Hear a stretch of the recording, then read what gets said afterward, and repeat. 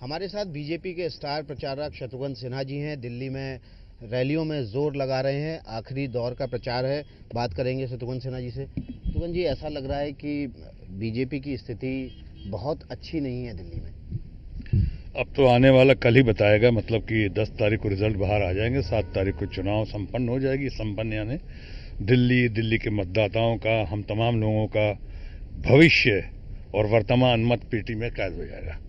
तो अब इसके बारे में अब ज़्यादा कहने से कोई विशेष लाभ नहीं होगा, क्योंकि आज चुनाव प्रचार के समापन की घड़ी है। लेकिन ऐसा लग रहा है क्या कि अरविंद केजरीवाल ने अच्छा मुकाबला दिया, कड़ा मुकाबला दिया और बीजेपी को पानी पिला दिया है? पानी पिलाया है, नहीं पिलाया है, हमने पानी पिया है, नहीं पिया, ये तो आने वाले वक्त में पता चलेगा। लेकिन इतना ज़रूर कह सकता हूँ, जो आपने कहा कि अच्छा मुकाबला है, बढ़िया इलेक्शन का माहौल बहुत गर्म है, या मैं कहूँगा गर्मी ने अब सरगर्मी का रूप ले लिया है। और कल भी किसी पत्रकार बंधु ने मुझसे पूछा था, क्या अरविंद केजरीवाल जी ने अपनी ताकत का एहसास करा दिया? तो मैं कहूँगा, मैंने कहा था उनको, और वही आपसे भी कहता हूँ कि यकीनन ताकत का एहसास कराया है। अगर उनकी ताकत का एहसास उन्होंने नहीं कराया होता तो आप आज मुझसे ये सवाल नहीं कर रहे होते, आज अखबारों में रोज़ाना चर्चे नहीं हो रहे थे, हर टेलीविज़न पर वो छाए नहीं होते। तो ये है कि उनकी स्ट्रेटजी अपनी बनाकर, अपनी पॉलिसी, अपनी स्ट्रेटजी के तहत उन्होंने एक अच्छा खासा माहौल, चुनाव के इस माहौल को एकदम गर्म कर दिया है। क्या आप मानते हैं कि बीजेपी की जो रणनीति थी वो कहीं ना कहीं गलत साबित हुई? जैसे जो अखबारों में इश्तेहार दिए, कार्टून से जुड़े हुए, नेगेटिव कैंपेन करने की कोशिश की, बीजेपी को उसका खामियाजा भुगतना पड़ा? मैं तो खैर किसी पार्टी विशेष के बारे में और अपनी पार्टी के बारे में तो बिल्कुल नहीं कह सकता हूँ, भारतीय जनता पार्टी के बारे में। लेकिन इतना ज़रूर कह सकता हूँ, जो मैं देख रहा हूँ, जो इन दोनों हुआ है वो सही नहीं हुआ है, गलत हुआ है। नेगेटिविटी या नेगेटिव पॉलिटिक्स है, एक दूसरे के ऊपर कीचड़ उछालना या गाली गलौज करना, कि कोई कहना कि साहब फंड से वो ऐसा फंडिंग से कर रहे हैं, कोई सामने वाला का जवाब आ जाना कि अच्छा फंड से गड़बड़ किया है तो आओ मुझको गिरफ्तार कर लो, देरी किस बात की है। इस तरह की चुनौती, इस तरह की बातें, इस तरह की भाषा के मर्यादा को खो देना, शब्दों में संतुलन नहीं रखना, हम और एक दूसरे के ऊपर इतना तीखे तीखे या कटुता भरा आभास जो हो रहा है वो सही नहीं है। कुछ भी हो, हमारा विरोधी जो हमारा दुश्मन नहीं है, राजनीतिक अपोनेंट जो है हमारा राजनीतिक दुश्मन नहीं है, वो भी हमारे ही समाज से, हमारी परिवार से। और चुनाव, लोकतंत्र में सबको चुनाव लड़ने का अधिकार है। अगर वो चुनाव लड़ रहे हैं तो हम सराहना करते हैं, हमारी शुभकामना है। शुभाशीष जनता किसको देगी वो पता चल जाएगा 10 तारीख को, और हम उसको सर्वोपरि मानते हैं, सर आंखों पे लेते हैं।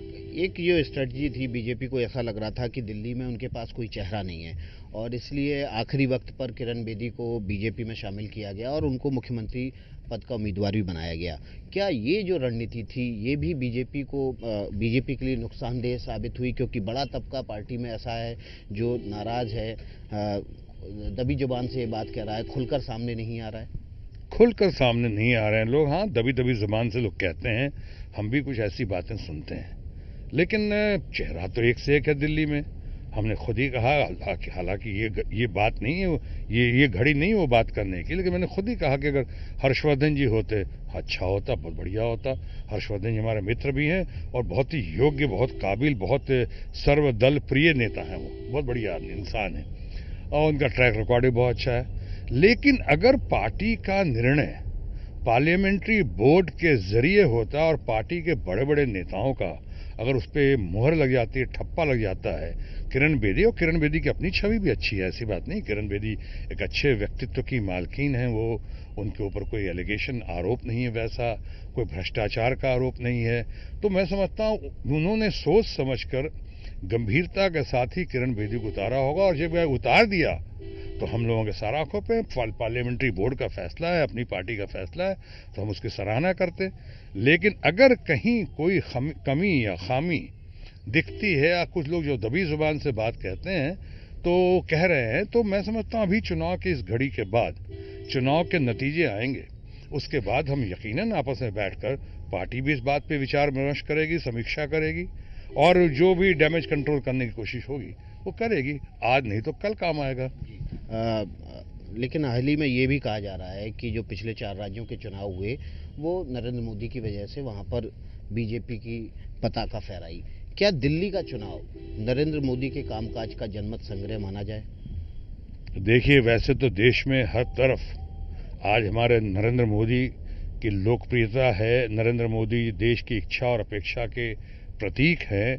नरेंद्र मोदी बहुत ज़बरदस्त डैशिंग हैं, डायनेमिक हैं। पॉपुलरिटी के अलावा मैं कहूँगा विजनरी है, उनके अंदर विजन है, दबंग हैं और चारों तरफ उनका बोलबाला है। हम सबों ने, हमारी सबकी यही कोशिश रही है कि कैसे सबसे उभर कर सामने आए तो नरेंद्र मोदी आए। अब जब नरेंद्र मोदी सबसे उभर कर सामने आ गए हैं तो जाहिर है कि जनमत का संग्रह माना जाए या नहीं माना जाए, लेकिन वो जहां भी होंगे, जहां भी हम उनकी छत्रछाया में या पार्टी उनकी छत्रछाया में आगे बढ़ रही है या बढ़ने की कोशिश कर रही है, तो जाहिर है कि सबसे पहले निगाह जाएगी वो नरेंद्र मोदी जी पे ही जाएगी, क्योंकि कप्तान हैं वो। और कप्तान जो हैं उन्होंने बहुत अच्छे से लीड किया हम लोगों को। आज विश्व बाजार में भी उनकी वजह से हमारी बड़ी ज़बरदस्त चर्चा है। तो ऐसे नरेंद्र मोदी जी पे, लेकिन हाँ, ये भी सही है कि दिल्ली का चुनाव है, ये मुख्यमंत्री का चुनाव है जी, लेकिन मुख्यमंत्री का उम्मीदवार बनाया किरण बेदी को, वो कप्तानी करने में विफल रही, ऐसा लग रहा है।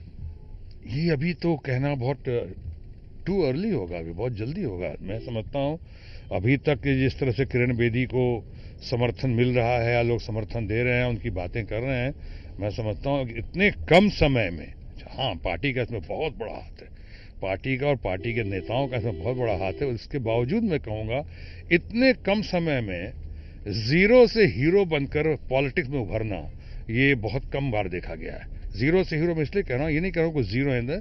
15 जनवरी को तो शामिल हुई हैं, एकदम स्टार्ट से, यानी स्क्रैच से लेकर चरम शिखर तक पहुंच जाना और पहुंचने की होड़ में आ जाना, मैं समझता हूं अद्भुत है, बहुत बढ़िया है।